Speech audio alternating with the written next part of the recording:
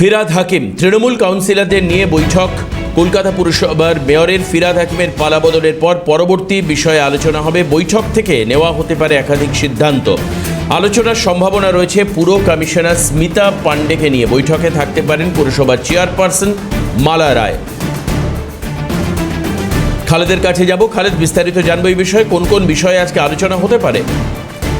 দেখো, রাজ্যে পালাবদলের পর এবং তৃণমূলের ভরাডুবির পরে কিন্তু একটা আশঙ্কা ছিল, যে আশঙ্কা হচ্ছে যে এই যে তৃণমূল কাউন্সিলররা রয়েছে তাদের মধ্যে একটা বিভক্ত হওয়ার একটা আশঙ্কা ছিল, এবং তারই পরিপ্রেক্ষিতে এই বৈঠক হওয়ার কথা ছিল কলকাতা পুরসভায়। কিন্তু পরবর্তীকালে সেই কর্মসূচি বদল করে যেটা করা হলো, যে সর্বোচ্চ নেত্রী তৃণমূল কংগ্রেসের সুপ্রিমো মমতা বন্দ্যোপাধ্যায় বাসভবনে সমস্ত যারা কাউন্সিলররা রয়েছে তাদেরকে আজকে বিকেল 4টের সময় ডাকা হয়েছে, যেখানে মেয়র ফিরহাদ হাকিম থাকবেন এবং তার পাশাপাশি মালা রায়ও থাকবেন, এবং সমস্ত যারা তৃণমূল কাউন্সিলররা রয়েছে তারা কিন্তু এই বৈঠকে উপস্থিত থাকবেন।